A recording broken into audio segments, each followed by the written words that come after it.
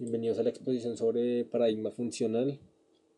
Esta exposición está realizada para la materia Lenguajes de Programación, cuyo profesor asociado es el profesor Jorge Eduardo Ortiz Triviño. Todos somos estudiantes de la Universidad Nacional de Colombia, Facultad de Ingeniería, y todos somos de la carrera de Ingeniería de Sistemas. Los integrantes somos Juan Carlos Cabrera, Diego Alexander Huérfano, Juan Pablo Neira, Johan David Rodríguez, Diego Romero Rodríguez y quien les habla, Javier Alexander Rincón.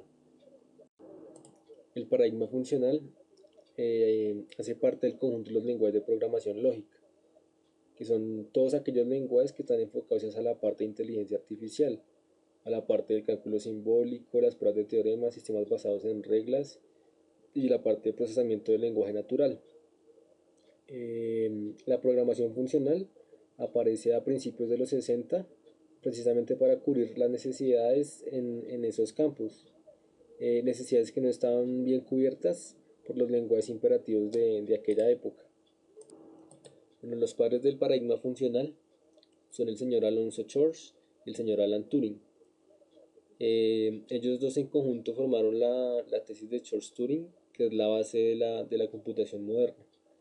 Entonces lo que hizo fue que cada uno por su lado formuló la teoría para responder un interrogante importante en esa época, que es si se dispusiese de máquinas de un ilimitado poder de cómputo, qué tipos de problemas se podrían solucionar o si se podrían resolver todos los problemas. Entonces el señor Alonso Church lo que hizo fue formular una teoría abstracta que se denomina el cálculo lambda, y el señor Alan Turing lo que hizo fue diseñar su famosa máquina de Turing, que vamos a explicar más adelante.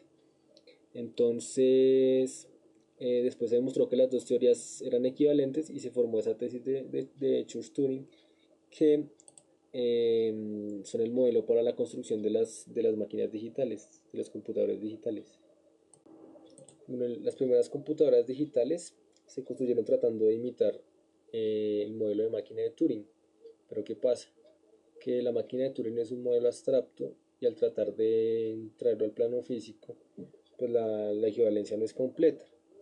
Entonces, en el afán de lograr esa equivalencia, por ejemplo, surge el concepto de memoria.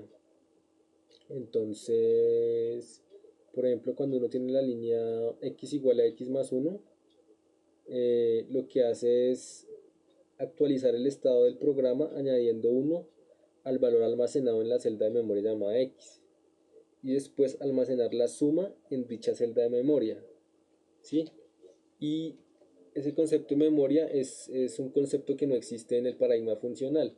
Entonces allá se ve el desfase que tienen ambos enfoques, el funcional y el procedimental. Otra característica del paradigma funcional es que, bueno, ya no existe la memoria y en ese mismo sentido no existen las variables. Y como no existen las variables, no existe esa asignación, por ejemplo, de x más 1 no se puede incrementar ni decrementar, entonces no se pueden hacer bucles. Entonces en el paradigma funcional todo funciona a través de la recursividad.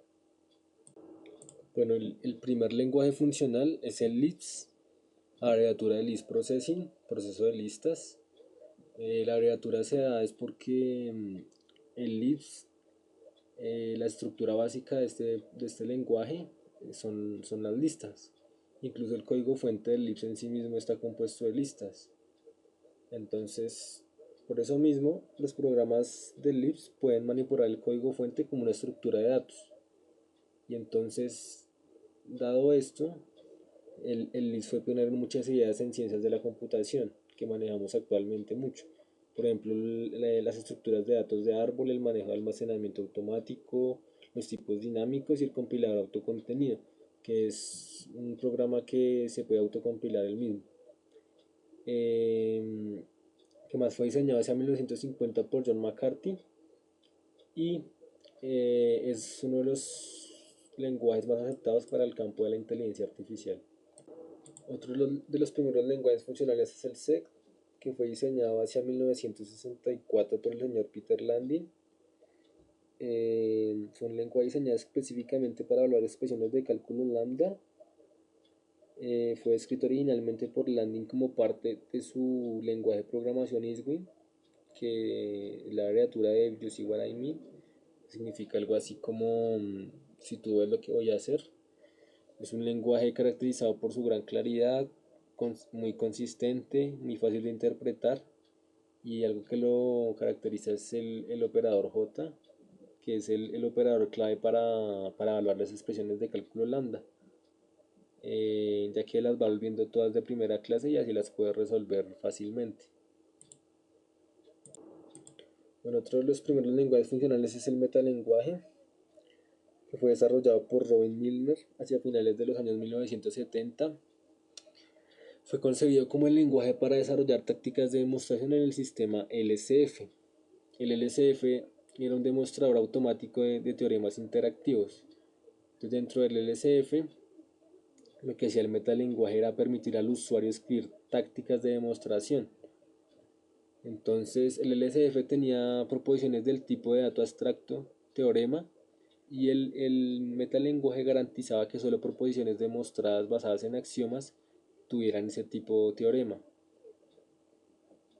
Bueno, las características básicas son evaluación por valor, álgebra de funciones, manejo automatizado por medio de recolección de basura, polimorfismo, análisis estático de tipos, inferencia de tipos.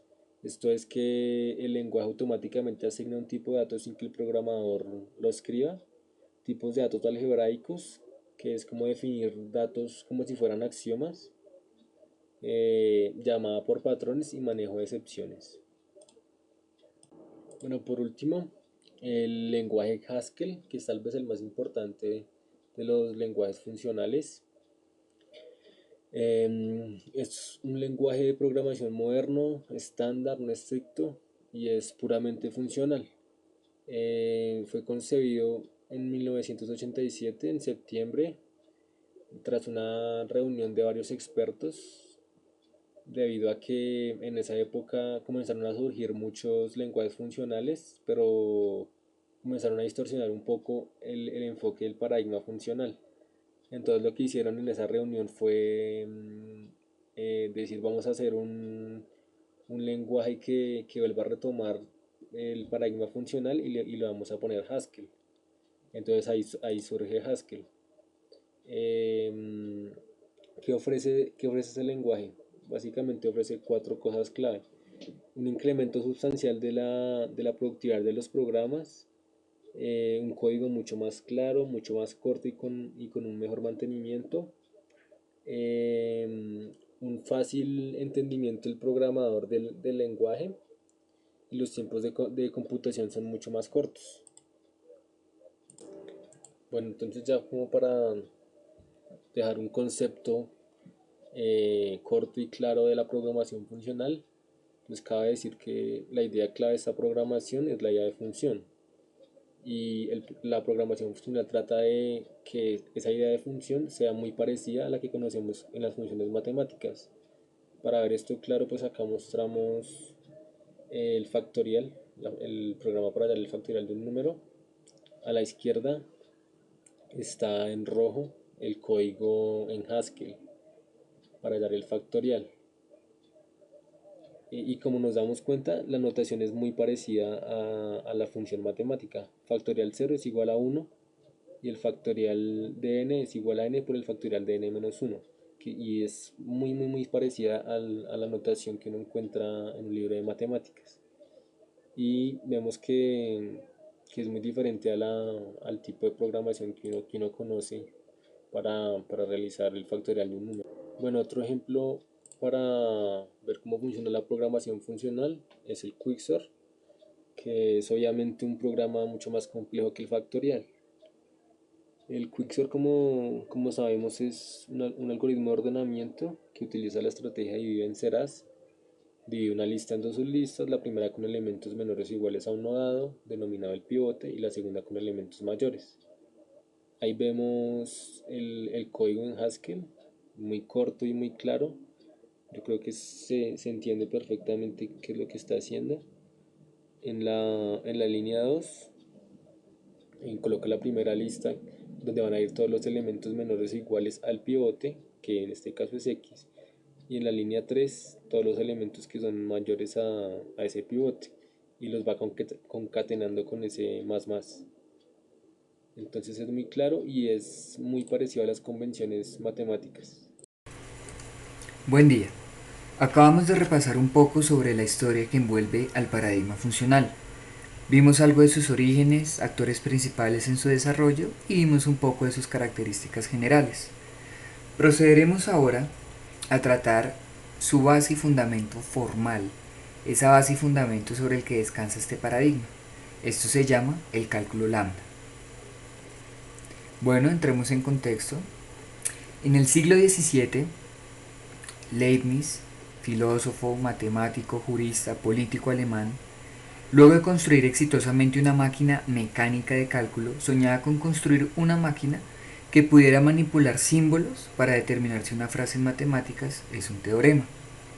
Dicho en otras palabras, tenía el siguiente ideal: crear un lenguaje universal con el que se pudiera enunciar y formular todo posible problema, y encontrar un método de decisión para resolver todos los problemas enunciados en dicho lenguaje universal. Bueno, ese segundo ideal se convirtió pronto en una importante pregunta filosófica, y es si pueden resolverse todos los problemas formulados en el lenguaje universal. Esa pregunta se conoce desde entonces como el Entscheidungsproblem.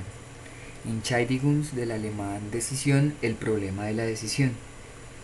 Y no es sino hasta 1936 cuando el Entscheidungsproblem es resuelto de manera independiente por dos señores, Alonso Schurz y Alan Turing. Para lograrlo, ambos necesitaron formalizar la noción intuitiva de decidible o computable. Veamos cómo lo hicieron.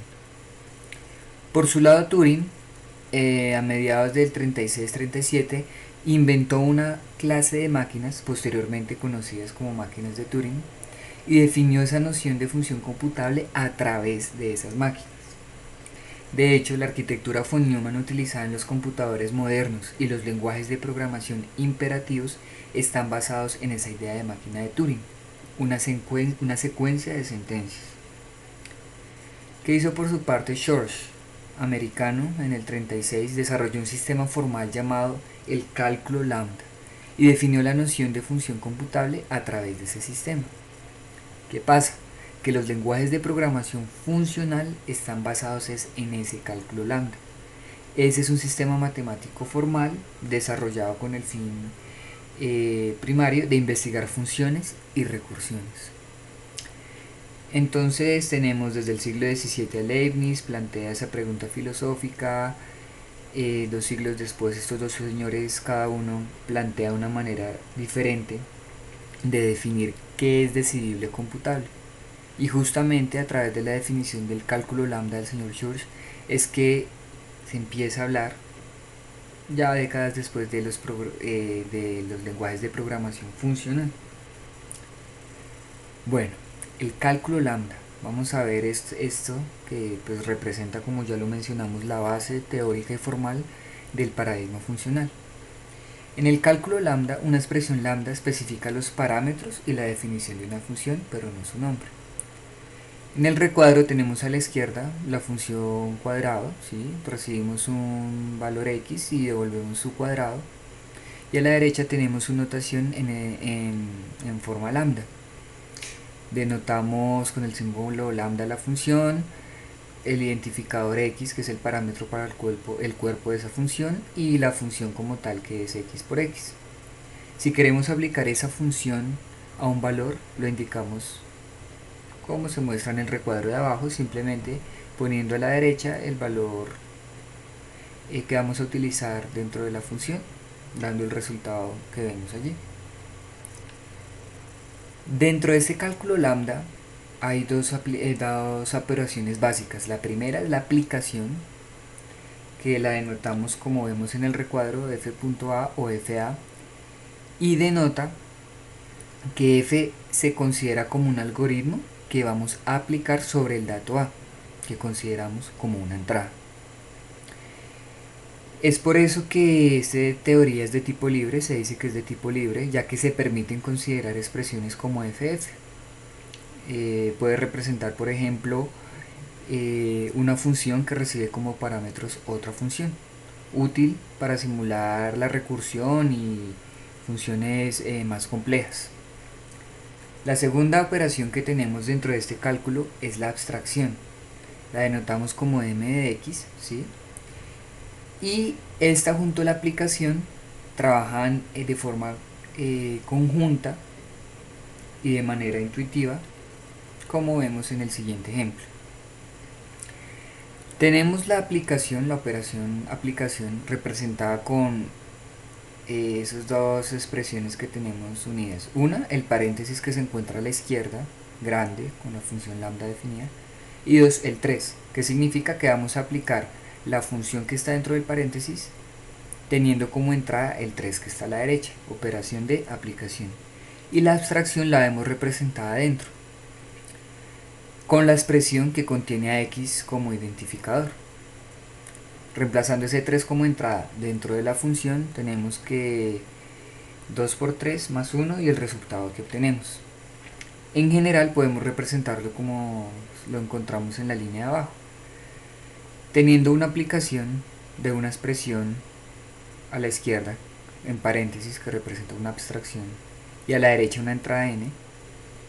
Eso lo podemos realizar evaluando en la función m la entrada n.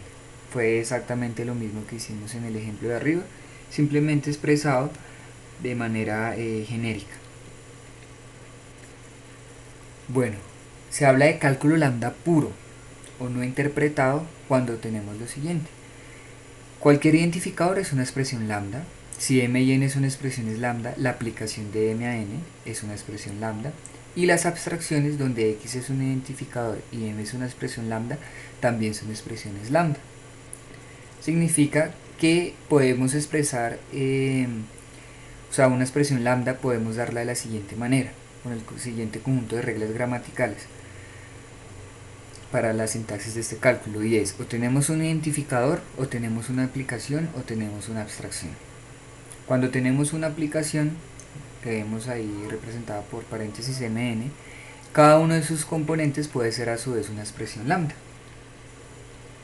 Un ejemplo, una expresión lambda, solo el identificador. Acá tenemos una abstracción, ¿sí? La definición simplemente de la función, y acá tenemos una aplicación de dos abstracciones, ¿sí? Una abstracción de esas dos funciones, una aplicación de esas dos funciones. Tipos de variables que encontramos dentro del cálculo lambda. Bueno, cuando tenemos la expresión del recuadro, se dice que el identificador x está unido en la expresión m, y que cualquier identificador que no esté unido a m se dice que es libre. Es así como se puede renombrar cualquiera de los identificadores de forma consistente con cualquier identificador libre de m sin cambiarle el significado de la expresión lambda. Formalmente se pueden definir las variables libres de la siguiente manera. Si es un identificador solito, representa como tal una variable libre.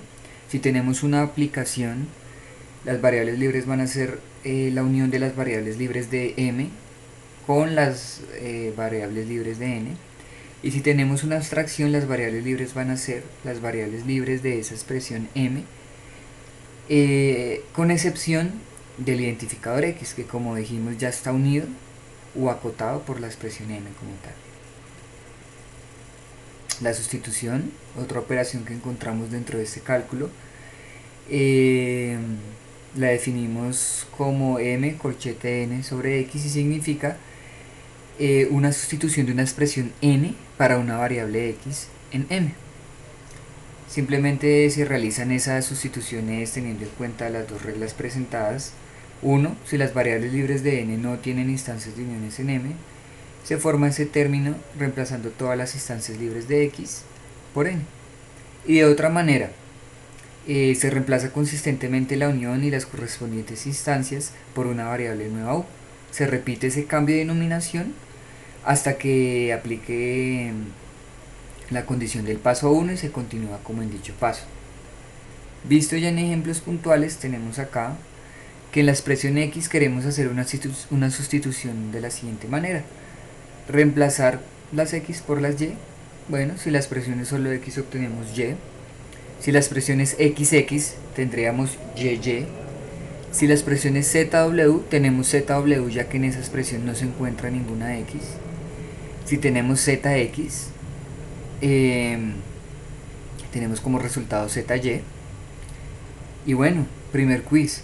Si realizamos una sustitución en esa expresión de la izquierda, ¿qué se obtiene? Entonces acá una pista. Cuidado, miremos si x es una variable libre o unida antes de proceder a hacer la sustitución. Bueno, encontramos también dentro del cálculo lo que denominamos reducción beta, y hace referencia a que siempre que se tenga una expresión lambda con el formato presentado allí se puede simplificar con una sustitución. Por lo tanto, una reducción beta representa una sola aplicación de una función. La evaluación. La evaluación de una expresión lambda es una secuencia de pasos en la que se obtiene cada expresión de la secuencia a partir de la aplicación de una reducción beta a la expresión anterior. Entonces, con un ejemplo, si pesa una expresión lambda, como la que tenemos grande acá, la primera antes de la flecha, cualquier subexpresión obtenida por una reducción beta, vamos a irla generando a través de una serie de pasos hasta que lleguemos a una expresión lambda que no contenga una aplicación de una función. Esa llamaremos una forma normal. En el ejemplo que tenemos puntualmente, comenzamos evaluando la expresión lambda más interna, es decir, la de la función x, y, z, teniendo como entrada a. Como dijimos, aplicamos una reducción beta, que simplemente hacer una sustitución, cambiamos las x por la a, que da el siguiente paso, ¿sí? A, y, z, y volvemos a aplicar esa expresión lambda. Nuevamente aplicamos la reducción beta, que es una sustitución de las y por la b, y tenemos como resultado a, b, z. Surge el siguiente quiz. ¿Qué resultado se obtiene comenzando por la reducción más externa de esa expresión? ¿Qué resultado se obtiene? Bueno, ¿dónde queda la programación funcional? Justamente, un lenguaje de programación funcional es esencialmente un cálculo lambda aplicado con valores constantes y funciones internas. Encontramos igualmente algo muy importante, y es la evaluación impaciente. Esta es una característica que diferencia los lenguajes funcionales entre sí y hace referencia a la manera en que definen la evaluación de las funciones. En Scheme, por ejemplo, un lenguaje funcional que veremos en slides posteriores, todos los argumentos que van a una función se evalúan en el momento de la llamada. Eso recibe el nombre de evaluación impaciente. En el ejemplo que encontramos dentro del recuadro, tenemos una función que define como valor de vuelta 1 cuando x es 0, o 1 sobre x en otro caso. ¿Qué pasa? Que si todos los argumentos de la función if se evalúan en el momento de la llamada, no se puede prevenir una división por 0. Así como hay de evaluación impaciente, tenemos una evaluación lenta, que es una alternativa para la evaluación impaciente, y simplemente no se evalúa el argumento de una función hasta que sea necesario. Ese, por ejemplo, es el mecanismo que utiliza otro lenguaje funcional como Haskell. Bueno, para terminar, un aspecto clave de la programación funcional, y es que se tratan las funciones como actores de primera clase. Es decir, se puede pasar el nombre de una función como un parámetro y la función puede volver otra como un valor. Eso se llaman formas funcionales. Tenemos acá el ejemplo de la función g, a la que le enviamos como parámetro la función square y una lista, y nos devuelve una lista con el cuadrado de esos números.